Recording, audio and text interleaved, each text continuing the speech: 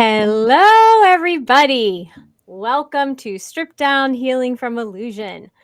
I hope everyone is having a good day and a good week. And this is Kerri. No, just kidding. Kerri, I'm sure, is on her way, just having some difficulties. And for right now, we have Krista Barone pitch hitting. Is that how you say that? Pitch hitting? Yeah, I'm so proud of you. Yes, that is pinch hitting. Hitting. Wow, Yes, baseball. Kerri is Krista Barone from Wicked Wisdom Consulting. Welcome, Krista. Thank you so much. I've had so much fun watching the show from behind the scenes in the studio. It's nice to be on. Yes, Krista Barone is our amazing, wonderful producer and just helps do all of it and put it all together for Kerri and I. So thank you, Krista, in front of everybody. Thank You you. are so welcome. You're so welcome. So, the way that Kerri and I roll is that we just kind of say, hey, what's going on today? And what is on our minds is what our topic is today. So, a little bit of we had touched base earlier this morning, and we were thinking, or it came up of duality and non duality. And, we hear the word surrender, we hear the word strength, and they have two different meanings. And it's so weird sometimes to hear don't surrender, but then you hear no, surrender, and surrender the outcome. uh, what are your thoughts on those different sides of the same stick? Well, I think it depends on where you are and what is right for you in that moment. I think it's ever changing. Honestly, I don't think anything in this lifetime, in this universe, is ever set in stone. There's never one way to do anything, there's never one choice to make. It's always changing, and it depends on what you need in that exact moment. Yeah, it's a good point. Yeah. Point. What were you Because thinking with that? some people you can be strong and have strength, Mm-hmm. and that's a good thing, but then sometimes strength can overwhelm others or a situation. And Mm-hmm. so I think that you have to discern what's right. And then same thing with surrender. I mean, surrendering the outcome. You put it out there, what you want to manifest, and then you have to just kind of surrender to the fact that you're not in control of the outcome. You're not in control of how it's going to happen. You have to just sit back and surrender control. But then on the other hand, surrender can also have a bad connotation or a not strong connotation Right. where, white flag, I surrender, I give up, and so it's just always so interesting when these words come up and you read them in the different context. Mm-hmm. So, like fear, having fear of something, and you and I have talked about this before. You Yeah. can fear that something's going to happen, or you can be aware that it could happen and then prepare for it, not because you want to manifest it, but because you're just being smart. You're just Yeah. making sure you have what you need in survival mode, but not from a place of fear. It's Well, and I from think that also has to do with your personality and kind of how your mind works too. Because there's some people who, like you said, it's not that you're willing it to happen, visualizing it to happen, but there's some people who it's not, it's, it relieves anxiety to kind of go through, okay, if this were to happen, what would I Mhm. do in this situation? Because it actually acts as a way to, um, it acts as a way for you to realize, oh, I can handle that situation. And Yeah. here's how I would do it. And the more you do it, I think is also in a weird way, it also gives you confidence to not have to do it in the future. Now, of course, you can get stuck on it and become dependent on that, and then it can become unhealthy, like most things.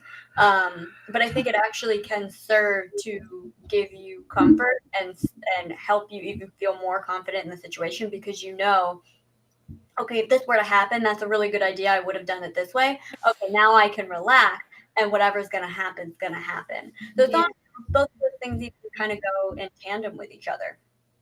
Well, and it's interesting because that's, you know, we've studied Abraham Hicks, and so you have segment intending, which is great. Yeah. And then Stoicism talks about thinking of all different scenarios and being prepared for all different scenarios. Again, not because you want to bring in the bad, but you want to be prepared for whatever may happen. Right. So you're not as blindsided as you potentially could be if you didn't think of all the different outcomes. Right. And I think there's a difference too in the situation that you're in, because I'm sure it's the same for you, because I know it is, we talked about it, but like, for example, when you're in a coaching session with someone, you don't want to beforehand think about, oh, I wonder what they're going to come at me with today. Like, what are we going to talk about today? No, you're in the moment, you're surrendering to the moment, and you're trusting that I'm going to be guided and given the wisdom to be able to support this person and provide them with coaching that they need, that's going to help them in that situation. But you're not pre-planning it, you're not thinking of it ahead of time, versus I'm going to go on a 60-day cross-country road trip. Yeah, you're going to have to think of some things through a little bit more. You can't, I mean, you certainly could just get in your car and go and not plan anything and really surrender and just live in the moment the whole time. But you know, we all, when we're driving, think of scenarios and, you know, things that could happen. But I think it's also very situationally dependent. Yeah. No, it's very true. And it's just it's good. I mean, segment intending, have you tried segment intending in a situation where it's gone exactly the way you planned it? I don't think it's ever gone exactly the way that I planned it. But I'm one of those people that likes to run through scenarios in my head because it makes me feel prepared. And so when I do that, I then am able to then surrender in the moment, and it plays out, you know, in a decent way. But I don't think I've had a situation where segment intended has actually, the visualizations come to light. Has it for you? Yeah, I think that, yeah, definitely. Can you check to see if she's trying to get in? Oh, yep. Expand on that.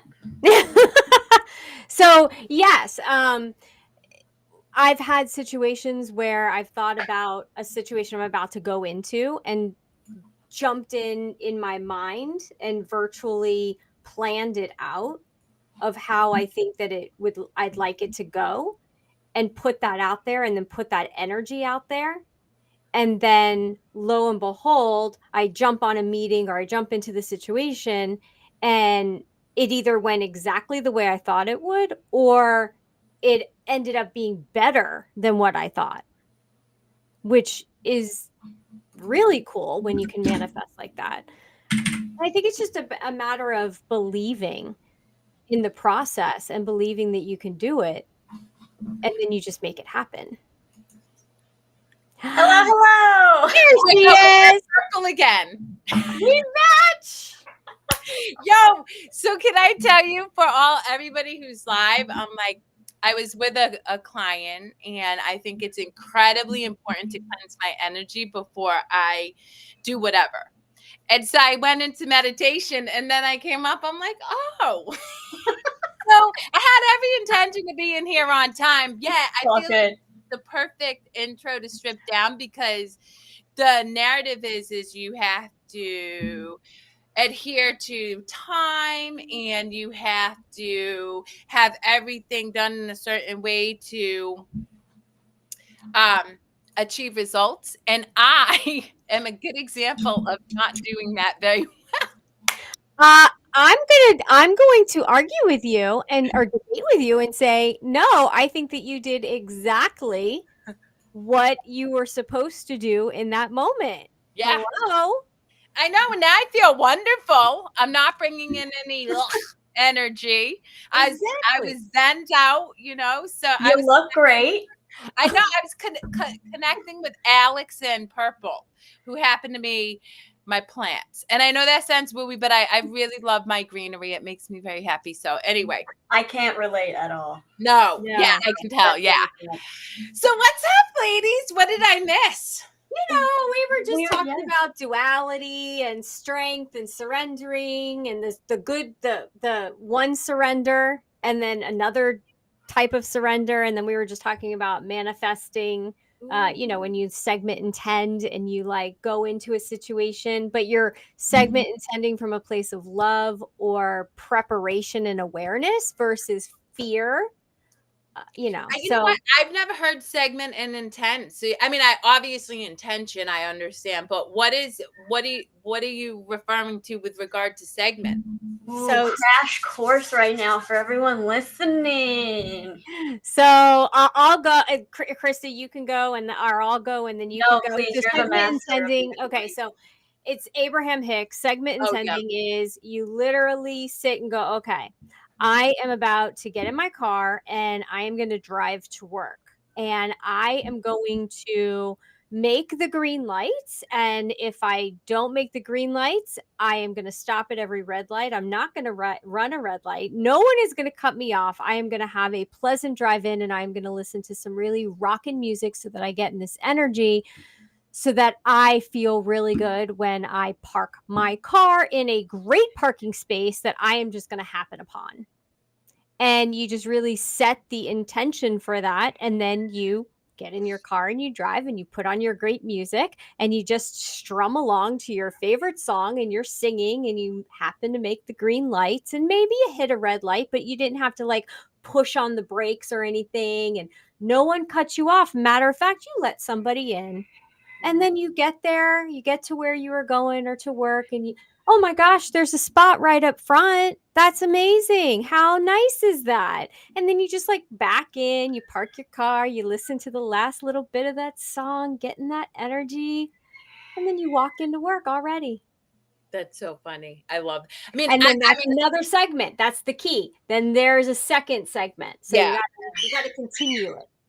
Interesting. That seems like a lot of work for me, and I wouldn't do that. So, I followed Abraham Hicks for a half a second, and don't get me wrong, I think that the channeling and the messaging that they're saying is profound and can really, really help our egoic minds, our thinking brain to start to experience manifestation. So there is absolutely value in, and I think, but I also have a very strong consciousness and understanding that if I show up in love, everything's working out for me in the first place. So I just have to do that.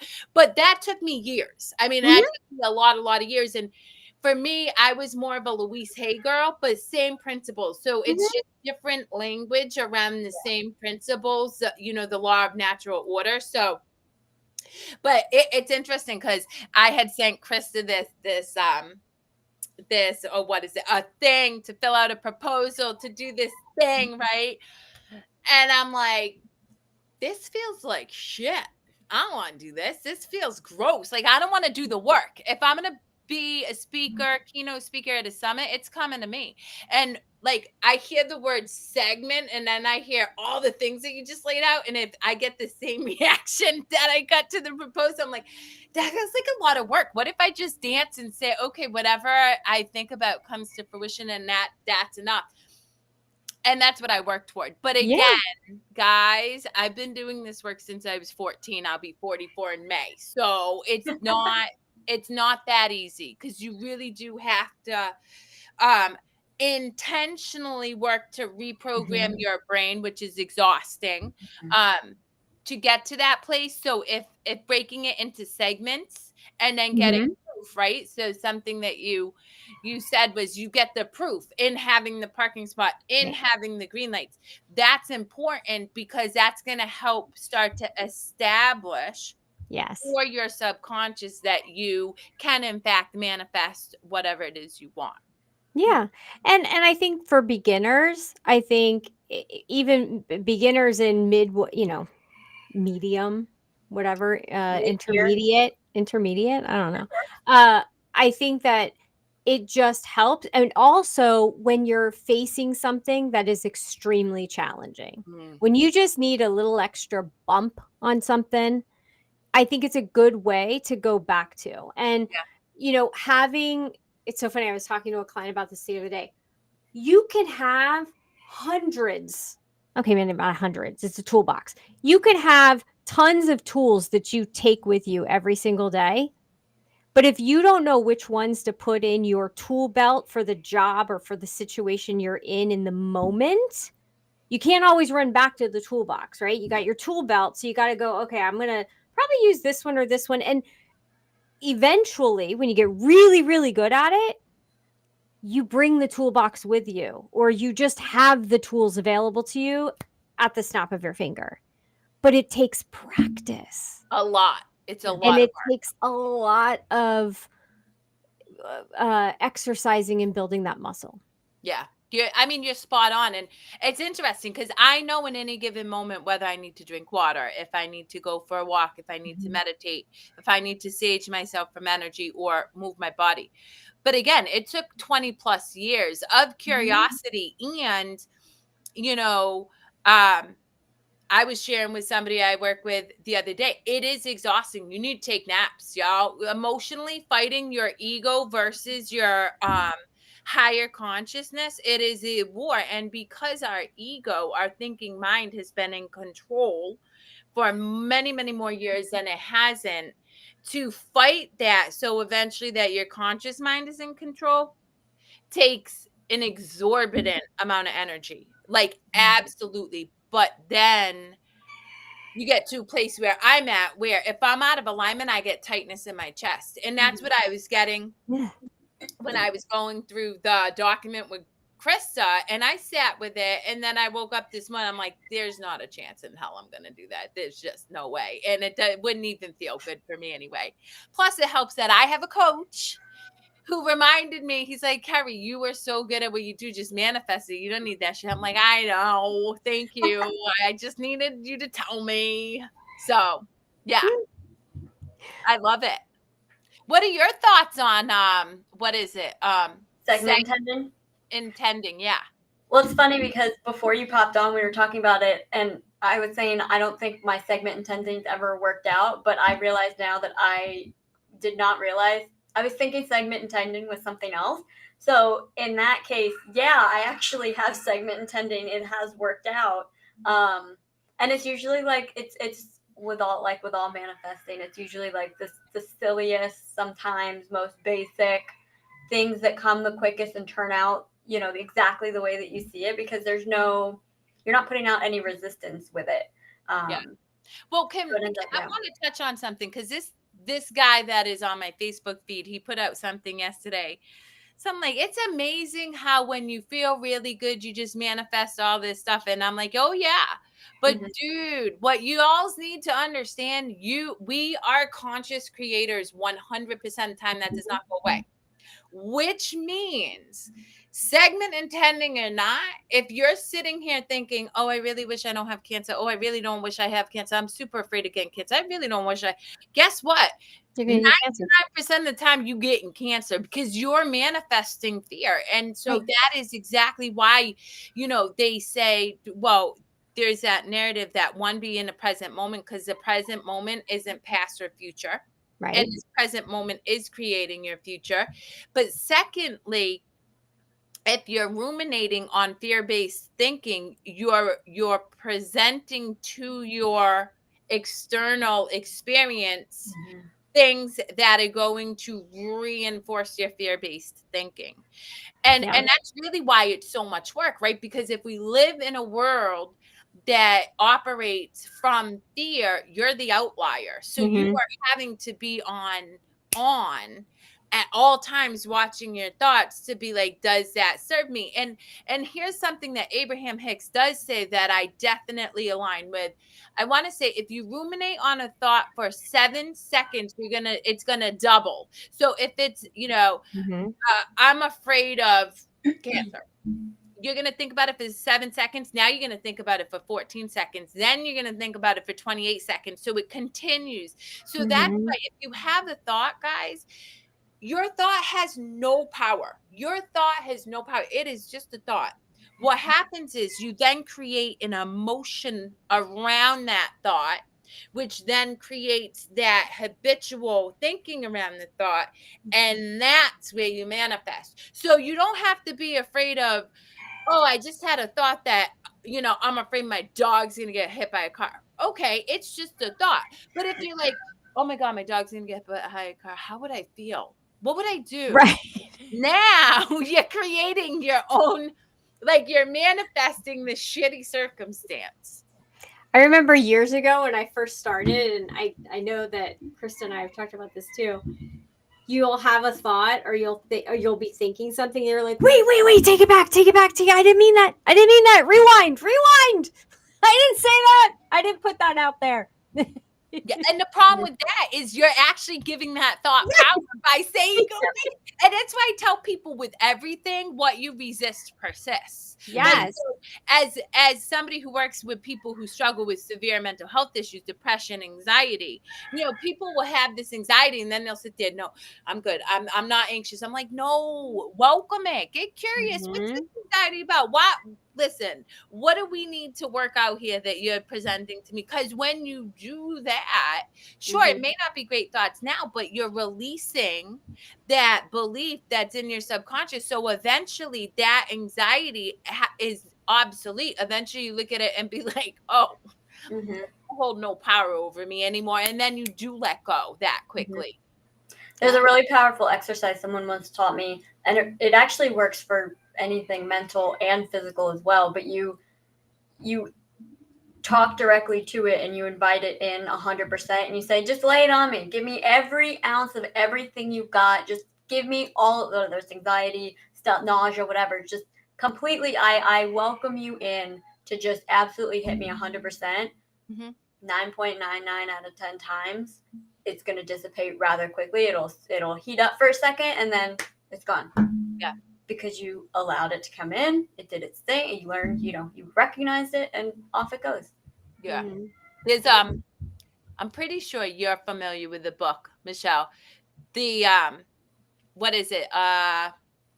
Letting Go, A Pathway to Surrender by Dr. David R. Hawkins. He's a prolific writer on energy, so it's a duality between science and spirituality, but that book I love a lot because for my logical thinkers, for the people who are really steeped in thought and don't necessarily have that connection to spirit yet, it gives them a very practical way of just, much like Krista said, oh, okay, I recognize that I'm having this and I'm just going to let it go. Like, I witness you. I'm not judging you. I'm not stuffing you back down. And in that moment, you eventually release and you release the emotional attachment to whatever it is you're holding on to.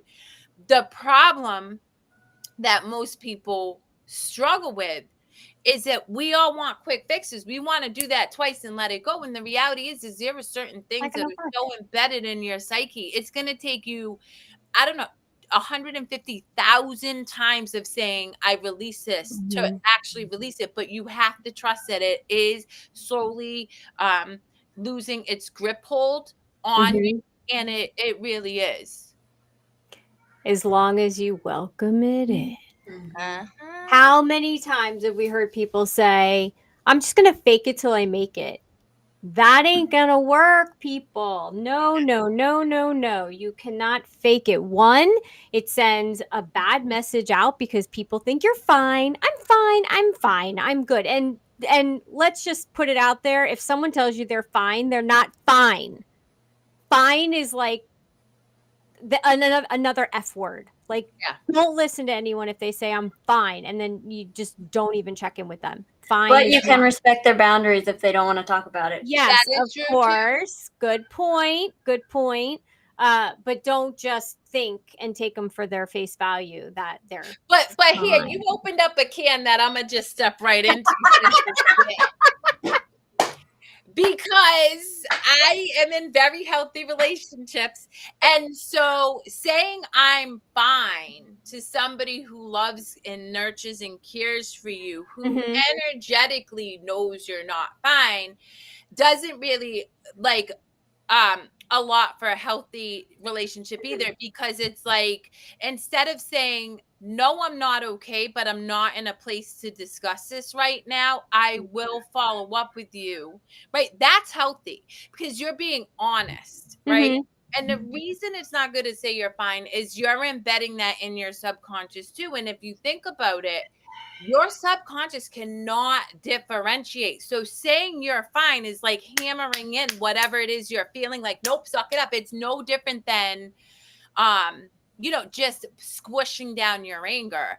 Instead, say, no, I recognize I'm not okay, but I'm not in a place to discuss it, because and then that affords the other person mutual respect. Right. And you open up for people to be able to meet your needs in a more meaningful way, because you're going to learn one of two things. That person is either going to respect that and say, okay, you know where to find me. Should you want to talk? If not, love you, and keep it moving. Or they're going to push. And that's not the person you want in your life in the first place. And that's why I love boundaries. Not so much because I have great relationships. I do, because I've been able to weed out the people who can't meet my boundaries. And I have every right to say, right now, I'm not good. And I don't want to talk about it. Yeah. Nana and I are a perfect example of how that works really well. If Nana's pissed, he'll straight tell me, babe, I had a bad day. I'm shutting off my phone. I may check in with you tonight. I may not. I'll hit you up tomorrow. I will circle back later in the morning whenever he reaches out. Did you want to talk about it? He's going to say no or yes. It doesn't matter. And I don't personalize it. I don't project my own insecurity. I'm like, okay, cool. And that is a healthy relationship. Yeah. Yeah, absolutely. I mean, that happened the other night. Michael asked me, what's up? He saw that I was upset about something, and I went, you know what? I know that you don't want to hear this right now about this situation. So I'm good. I got it handled. I don't want to go into it any further. Oh, you're going to hate me. As soon as she started, I knew you were going to go, well, because you're assuming you know what he wants, and maybe. Oh no! In this situation, Kerri, I absolutely knew what he wanted. Trust me, it was not going to end well if we went through the conversation. Well, that's true, but even still, like if it will work better if you're like, I'm not in a place where I can discuss it. Because here's the thing, when we project, like if I'm telling you, Michelle, I know that you wore the color purple because I was wearing the color purple. And last time we met, you were wearing the color purple, right? You might be like, what? I wasn't even fucking thinking about the fact that she was wearing. Or you could have been like, well, how did she know? But either way, it doesn't feel good, because now you're in your mind thinking like, but if I said, Michelle, I'm thinking we need to coordinate what we wear, because I really don't want to wear the color purple. Right now it's about me and it's not about you. And so I always tell people, because we project so much onto people all the time. I'm guilty of it most with my children still to this day. Those are the daughters, and Billy, my youngest, is so good for calling me out on it. She's like, Mama, I didn't even say that. Like, I totally didn't say that. Like, shit. But it is our own stuff. And then we look at it and we're like, oh, damn. Yeah. But it's so healthy to be like, I'm not in a place to discuss this. Yeah. Maybe I'll talk about it with you. Maybe I won't. It has nothing to do with you. This is my personal feeling, and feeling safe enough to do that and know that, the other person can receive that and not personalize it. Yeah. Yeah. And in this situation, it was a topic that it's well established that it's not a really good topic to bring up at certain times. Yeah. So respecting the fact that I knew it would aggravate him, it was, I've got this handled. Yeah. I'll take care of it. We don't need to talk about it before bed. you know? Yeah. It was one of those things where it's like, no, I'm not. Because, sometimes when we're upset, and anybody I'm sure has a situation, you're upset and somebody pushes and pushes, like, what's wrong? What's wrong? Tell me what's wrong. No, seriously, I want to help. What's wrong? And then you tell them, and then they're like, and they get like aggro, or they get upset. And why is this happening? And it's like, well, wait a minute. You asked me what was wrong. I'm not asking you to fix it. And we hear this from our clients all the time. Why can't people just listen? In a nutshell. Yeah. And then literally you wonder why I smashed your kitchen stove and I'm not justifying my behavior. I'm a grown ass adult and I could have made different choices, breath work, whatever.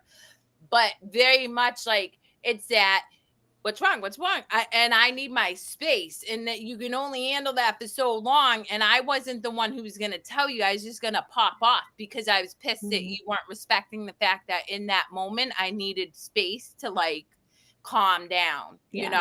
Because I'd like to believe I'm relatively reasonable, but not when I'm in an emotional place. And then I know I can wound people. So, and then if you don't listen, then I just break shit, which I have not done in like 5 years, people. I'm doing really well. Just saying. Well, you know, they have these new things that are smash rooms where you can actually go where when you're feeling that. Because, I mean, let's be honest, there are times where we need to exert some extra energy that has been built up, whether it's from anger, whether it's from love, and we know how that might be handled. But, you know, when we have those issues and we need to exert that energy, we've got to find an outlet. Yeah. And so there's no shame in going to a smash room. There's no shame with, you know, and going to the gun range. I mean, God, I just would really enjoy that. And just, you know, letting it out.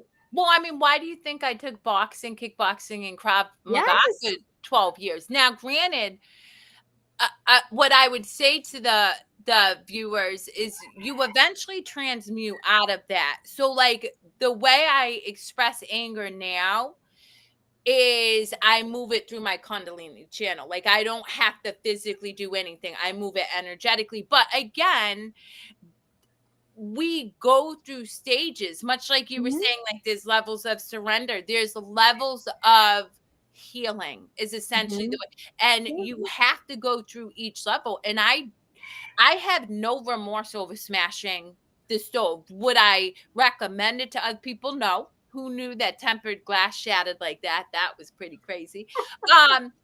But yeah, I think because of all of the trauma that I experienced, I needed those years to be able to release that from a very visceral, really like, and it was so euphoric. I mean, I love it. And in fact, I utilize boxing and physical fitness with some of my clients specifically for that reason, because in mental health, a lot of people are so disassociated from their feelings in the first place. Like to even get them to a place to feel their anger is a win for me. And in fact, I had that today earlier with somebody I've been working with for quite some time, and they expressed anger, and they're like, but I don't want to be angry. And I'm like, I'm so excited you're angry. I was like, this is the best thing ever. And now let's do something healthy with that anger. You know, let's go take a fitness class. Let's do something, go to a smash room. Because you're right. We have to have an outlet for our anger.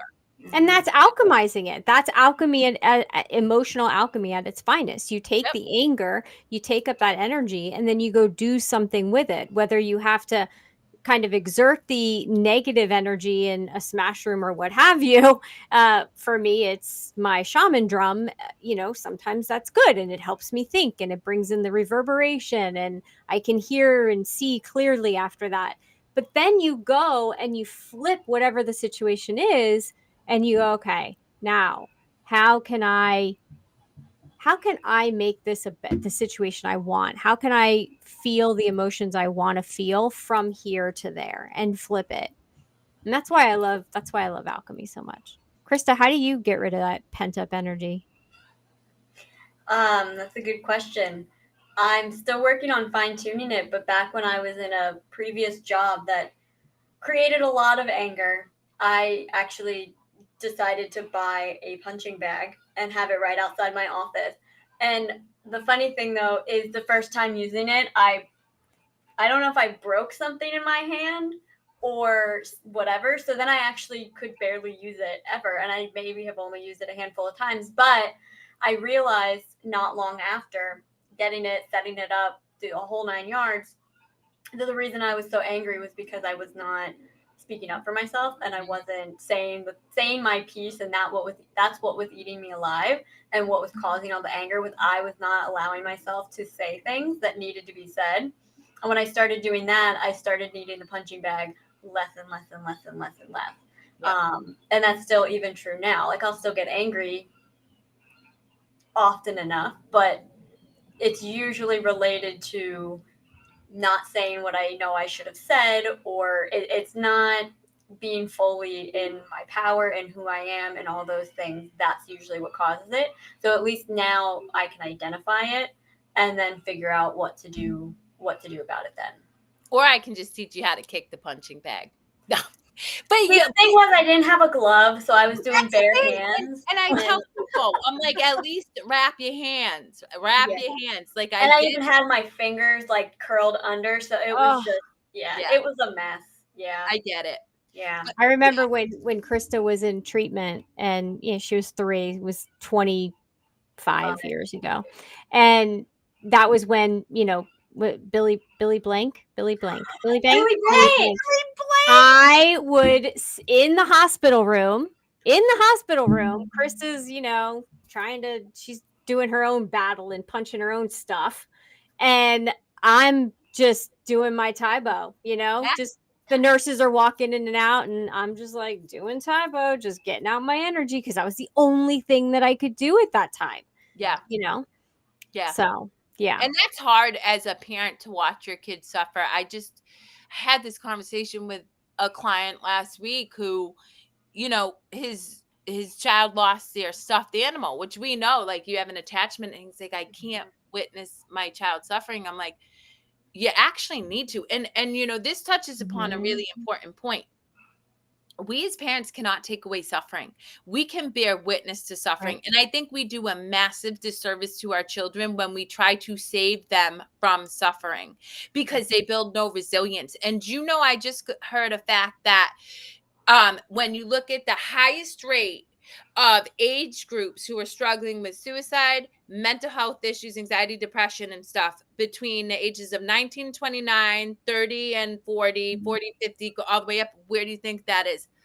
It's 19 to 29. Why? Because we have created this culture of children who haven't really been allowed to move through the hard things and not be protected in a way that we suffer. Suffering is a beautiful part of this human experience, because it cracks you open to expansion. And we cannot grow and expand without moving through really hard things, but teach ourselves through that suffering, resilience, self-love, self-reliance. I said to a client right before I jumped on here, I don't need Nana. We were talking about relationships. I love Nana, and he adds so much value to my life. Truth be told, I don't even need my kids. And when you can say that, that's profound, because the reality is you really should be able to get to a place where you intrinsically know you need absolutely nobody. And it's not that I don't lean into help. My internal clock will be like, okay, Kerri, you got to reach out to Krista, because this proposal seems really overwhelming and you're not going to touch it. but no, seriously, it will guide me to resources that are other people, but still it's my internal clock, and you don't build that unless you suffer. And that is why I would never take back one iota of anything I've ever been through. When you said that, you know what I pictured in my mind? The conversation we literally just had, the words we just said about the toolkit and the tool belt. We buy our kids little things, like miniatures of things that we have. Why aren't we teaching them the things that we're learning? So if we have our toolkit and we have our tool belt and we have all these different things that we can use to help us with our emotions and our feelings, why are we not teaching this stuff to our kids? And helping them so that they can help themselves. Yeah. Well, and that's, it's interesting, because I have teenage daughters, and there's only so many times you can say, hey babe, you practice breath work, right? Because I do teach them that. But I think it's important to have the conversation. So a good example, I started my community in November, right? I tell my kids everything to the point where a lot of parents are like, wow, you share too much. And I'm like, no, I probably don't share enough because I want them to know, like, it's not easy to build a business and or all the things. And, so I told my daughter, and I was having a sad moment in like mid-December when it really hadn't built traction. And I was really sad. And she's like, I'm really sorry you put in all this work. And I'm like, I'm not, baby. It's just a matter of time. I can feel sad and still know that it's going to work out. It's just hard. And having that conversation about my own struggle is teaching her that toolbox.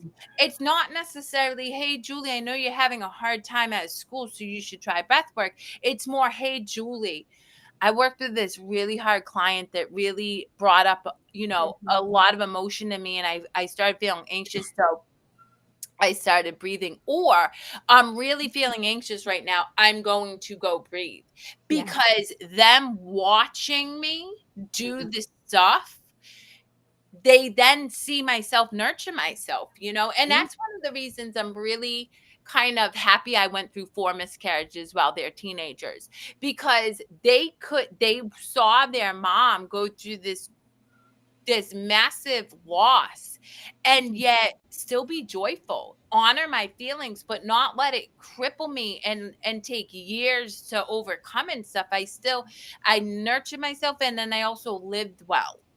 And so for all of the parents out there, and I just said this to a client earlier, you don't have to save your kid. You have to save yourself, and talk about what you're doing to save yourself with your kid. Yes. Yeah.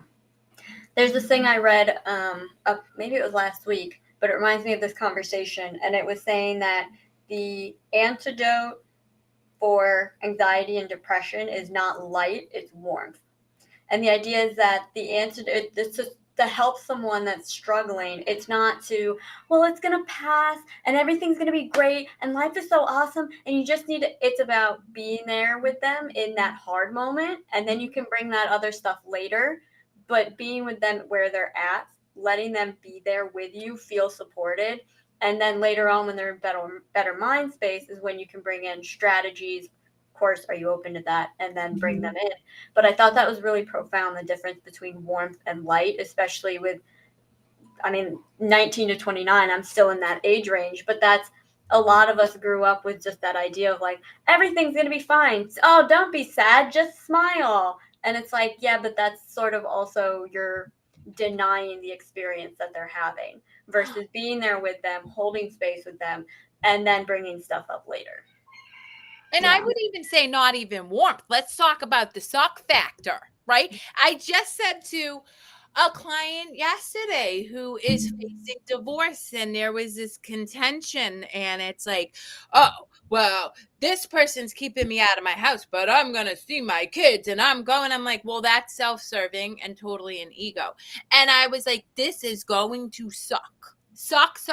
I was like, I left my ex-husband, lived in her dining room with my 2 children for 6 months. Do you think in my 30s I wanted to be a successful business? I ran a successful business living in a dining room. No, but I did the sucky thing to heal. And we tell ourselves, oh, I'm doing this for my kids. My kids need me. No, they don't need you to be in a house with the person who you two are spitting vitriol, and you think that you're helping because you're there. That's crap. And so instead of saying the warmth, I say, yeah, this sucks ass. And actually, not only does it suck ass now, it's going to suck ass for, let's see, if I were to go based on my timeline, about 3 years. So don't pretend that it's going to get easier anytime soon. However, if you start to create this tension, negative energy creates more negative energy. And you see in divorces all the time, it's like, oh, well, he did this, so I'm going to do this. And then he's like, well, you did this, so I'm going to do this. And you see this, what could have been a really clean, relatively unmessy divorce turn into this years messy thing. And guess who gets wounded in the process? It's the kids. Right. And them. I mean, whoever is doing that because you're beating yourselves up for not being compatible with each other, which okay, yes, that sucks, but get the hell out of a bad situation. And, yeah, I can always be the hopeful, optimistic in these situations and see the good in it and go, yeah, but look what's on the other side of once you get past the suck. But what I want to go back to, Kerri, is something that you said, and Krista as well, is that you can be there, you can be in the warmth, you can be in the suck, but you can't absorb it. No. And you have to be mindful of that. If you're in that situation where you're sitting with somebody, don't absorb the situation as your own, and don't absorb the energy, because now you're taking it on and it's not yours to take on. Mhm. And so many people do that. Oh, I just feel so bad for them. Don't And it's do like, that oh either. my God, please don't pity somebody. If Yeah. you're pitying them, you're putting them in that pity type of energy, and they don't need that. they need to know that you believe in them, even if you just quietly put your arm, your hand on their shoulder or what have you, to give them the support. But don't bring them into pity, and don't anchor them in it. Don't anchor them and even make it heavier. That's Yeah. such a big distinction between, yeah, that sucks and it's gonna suck for a little while, and oh my God, I feel so bad for you. Yeah. Oh God. Ugh. Hence why you don't get coaching from the people that are the closest to you, because they're the types that are going to keep you in, not meaning to. They love you, or they're afraid of losing you. You gotta reach out and have a mentor or a coach, somebody that is helping you be the best version of you, for you, not for them, but for you. Well, something I love that Krista said, and it speaks to the community I have, is having the tough conversation. The biggest issue I really see with a lot of people is they really don't communicate what they need to communicate, out of fear of, much like you said, losing a person, or losing a job. I was just talking to somebody who I love immensely, who was telling me that they're being sexually harassed at work, and for fear of losing the job, they didn't advocate for themselves. And I'm like, well, first off, everything that's happening is illegal. But second of all, what do you think that's doing to you? Like, what are you telling yourself? That Why are cost. you right? And so Mhm. being able to say anything, and even if it's right now, I do not have the capacity to have this conversation, that alone is actually telling your subconscious, oh, wait a minute, I'm worthy of advocating for my needs. And having those tough conversations really does shine a light on who has the capacity to be there for you in a loving and meaningful way in the first place. Because a lot of people don't. A lot of people are going to do exactly what you just said, Michelle, and say, I'm really, really sorry. I know this sucks so much. I remember when I went through that too. And oh my God, it was just so awful. And it just felt right. Like, Mhm. no, that Yeah. I would rather be like, you know, my favorite is, Kerri, you're kind of being a bitch right now. And I'm like, oh, I might be. Thank you. I appreciate you for pointing that out. But this bitch is gonna pull you out of your situation. So Well, I was gonna say too is, if you're only, and if to your point of getting coaching, getting just expanding your circle, is if you're surrounded by just a bunch of people who are going, oh, I'm so sorry, oh, you poor thing, you're gonna internalize that. And now if everyone is telling you how sad your situation is, how horrible you have it, hello, victim complex. Yeah. Now later on, you're gonna have to try to dig yourself out of that. okay, That's why so they say we're the sum total of the 5 people we hang out with, because it's so true. yes. And you should always surround yourself with people that are higher and lower, or midway, so that way anyway.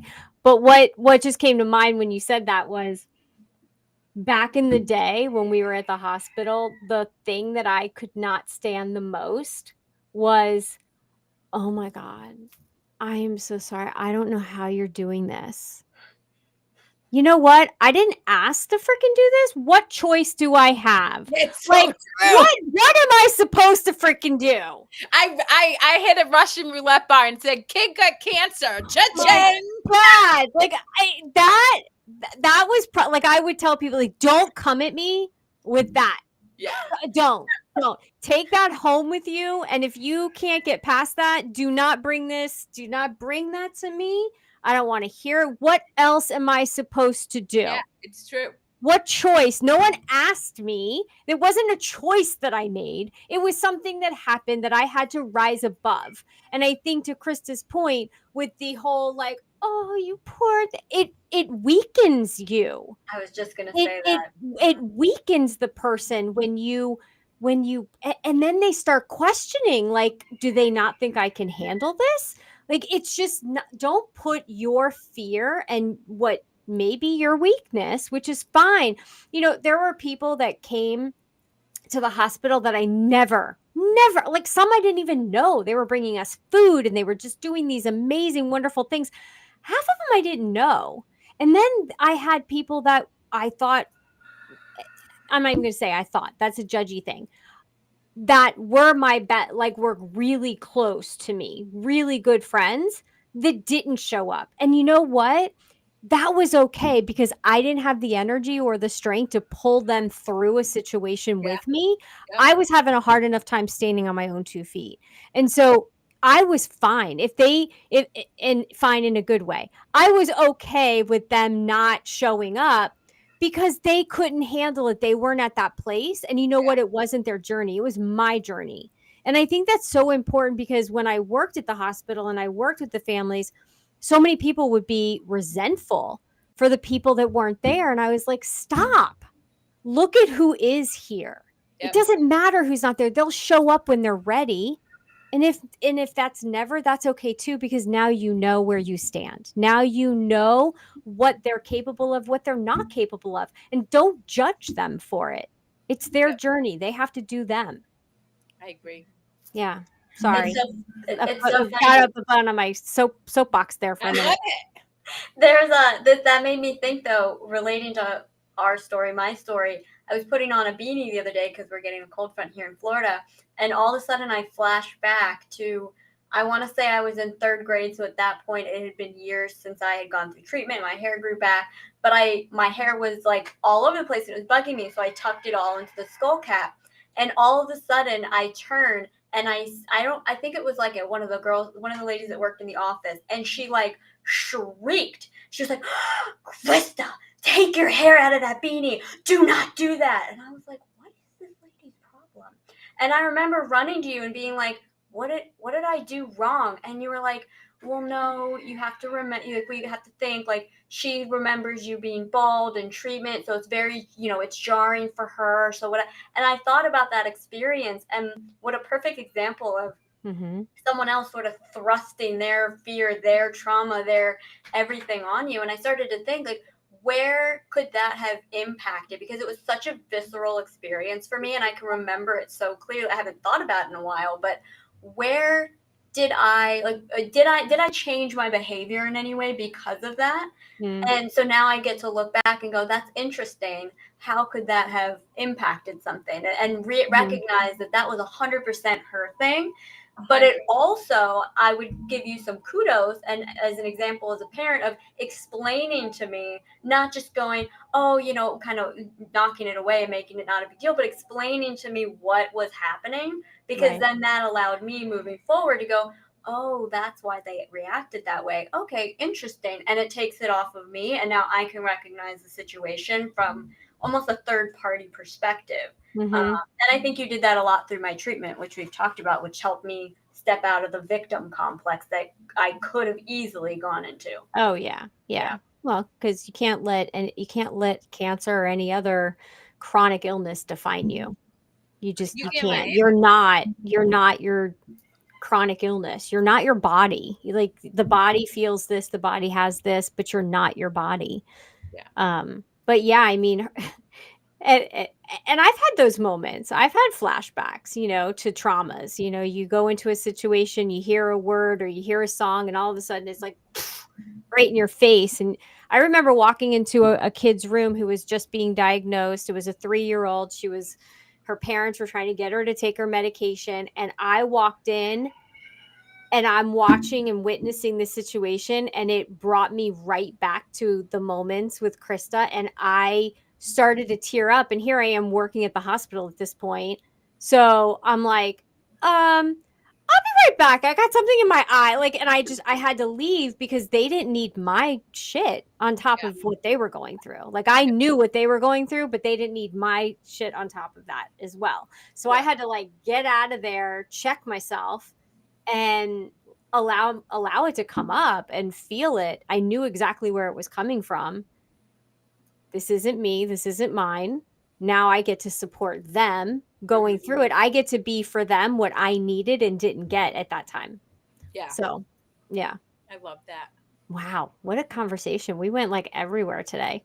I feel like As usual. As usual.